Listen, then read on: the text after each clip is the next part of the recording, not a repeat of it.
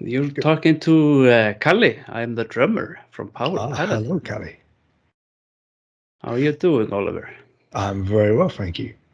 Um, Speaking of very well, in fact, speaking of excellent, you've got the debut album out. Yes, finally. Yes, with the Magic of Windfyre Steel. That's quite a title. Yeah, it's probably the most power metal title we could come up with. um, how well does that title reflect the music on the album? I like to think quite well, actually. Good. And I mean, it's mostly pure power metal with a Hmm. little bit of glam rock in it, glam metal. Yeah, So yeah, I think it's a great title for the album. yeah, absolutely. It's definitely one that nobody else has come up with. No. And it's great as well because I think there is something really unique to Power Paladin. It was only a couple of days ago that I actually thought, right, I better actually get around to listening to them. And I listened to Creatures of the Night, and then I bought the album straight away. Nice.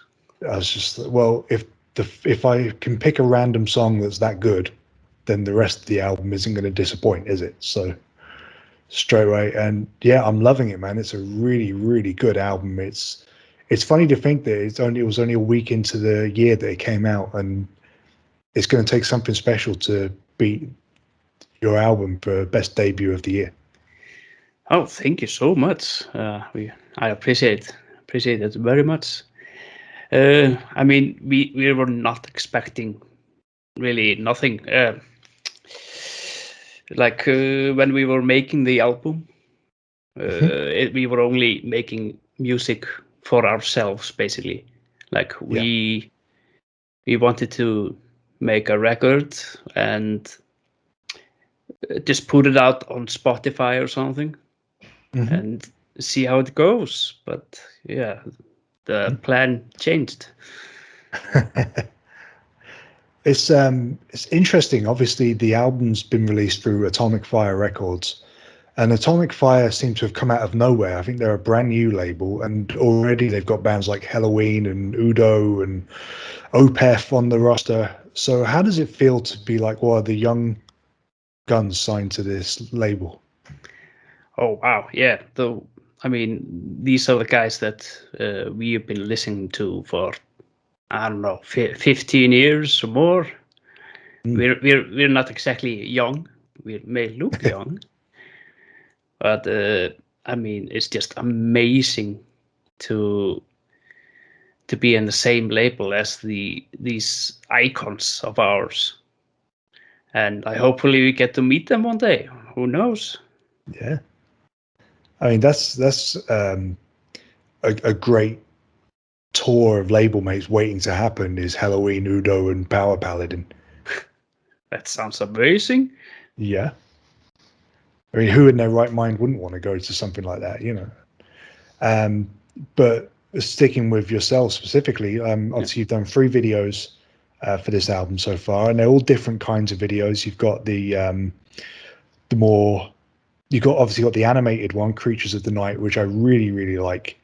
That's a lot of fun, and it's a great song, like I said as well. Um, and you've also done the playthrough video for Righteous Fury, Yeah. and like a more traditional music video for Kraven the Hunter. What was it about these songs that made you feel that these were the albums to really represent Power Paladin? These are the So songs to represent Power Paladin. Sorry. yeah. So I mean, these are all quite catchy songs. Yeah. And actually, Kraven the Hunter went. We put it on like on our radio station Hmm. in 2020, and it got quite popular. And we didn't know that it would go this way. I mean, when wait, let me think a bit.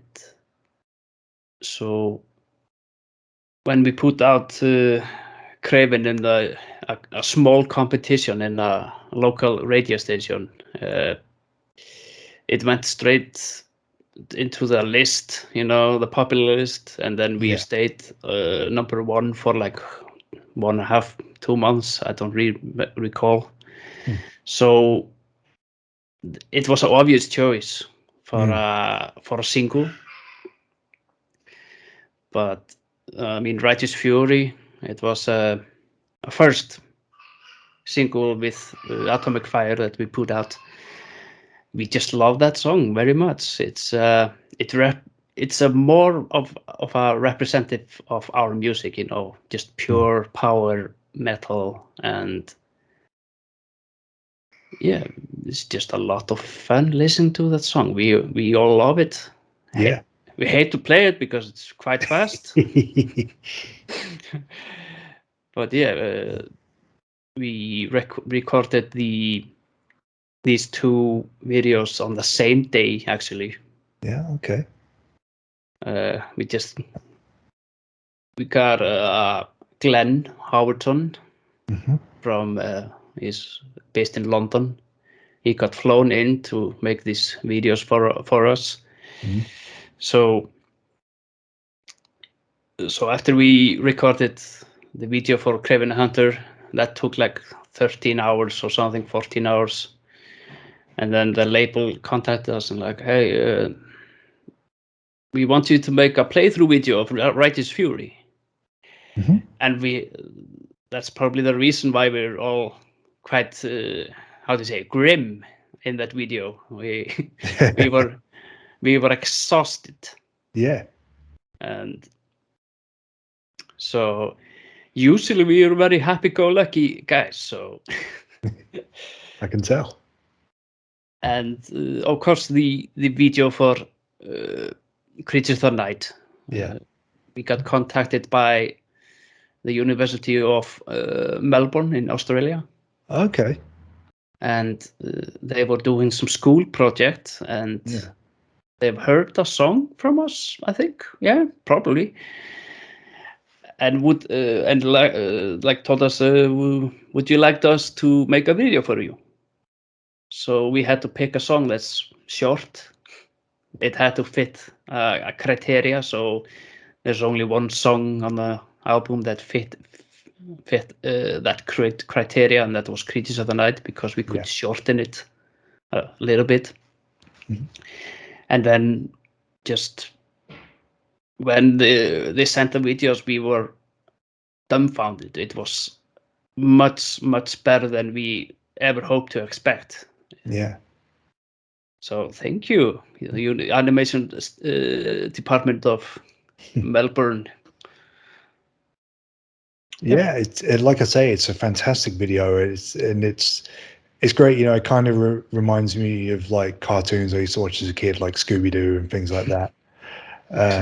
Without being quite so childish, but still a lot of fun. It's a good laugh, and it just complements the song really well as well, I think.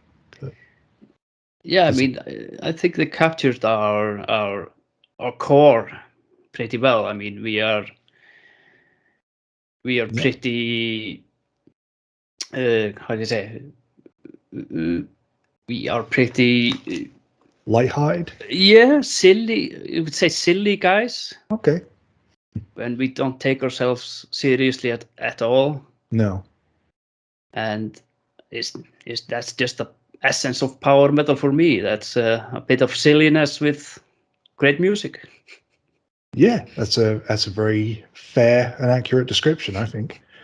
But in contrast to the video, there's also the album artwork, and the album artwork is great as well, because in a similar tone to the video, it reminds me of being a kid and finding like these fantasy books in the school library. Obviously there's stuff like Tolkien, but also books like Redwall and things like that. And it really kind of reminded me of those as well. And it made me like, oh, hello.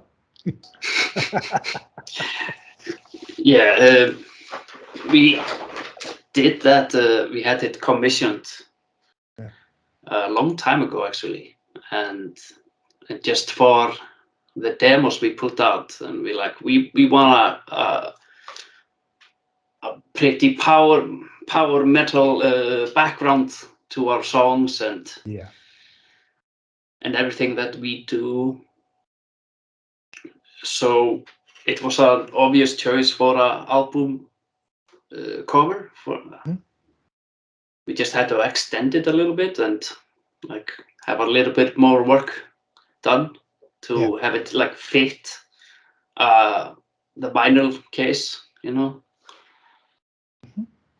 Yeah. And again, how well do you think this really captures the spirit of the music? I think it captures it brilliantly.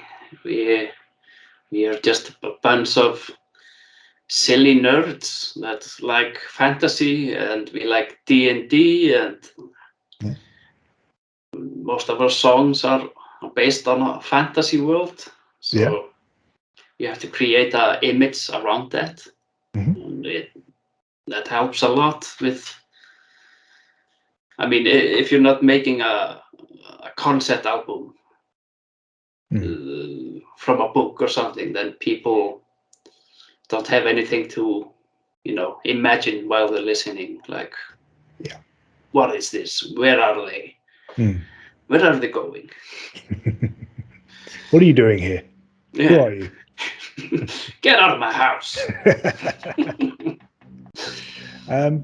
Well, sticking with the power metal theme, I think, you know, power metal is a very interesting genre in a way, because it does very well in mainstream Europe, mainland Europe, I should say, Germany and places like that. But obviously in the UK and America, maybe Canada as well, I don't really know. It's not as well known. It's not as what's the word? It's not as sought after as, say, death metal or thrash metal or something like that, you know. How do you see power metal in the modern metal landscape? And how big is it in Iceland? It's very small in Iceland. So, I mean, when we were starting out, we were probably there were probably one or two, one other power metal band here in Iceland active. And I think in total we've had 6, and I've been the drummer in 3 of them. So, so I mean, the scene here in Iceland is dominated by black metal and like death metal, and that's fine by me. We are the true underground. That's not what you hear, you know, a lot about power metal. That it is underground somewhere. But I mean, the key fundamental, like the difference between the European power metal and the American, there's a lot more fantasy in the European. It might be all the castles and the rich history that Europe has. Who knows? And American power metal is more gritty and like riff heavy. Yeah, absolutely. Yeah, I mean, obviously, the 2 obvious examples would be, say, Blind Guardian and Iced Earth, completely different bands. Yeah. But you can tell just listening to it, that it's a similar milieu, if you like. And with Power Paladin, I think it definitely is more of the European mold for obvious reasons. And but it's, I don't know if it's just being European. Sorry, Brexiteers, but I am still European. If it just appeals to me more or what, but I think there's something about Power Paladin as well that's not just power metal. It conjures up memories and images and stuff from like classic heavy metal, you know, Dio and bands like that as well, you know.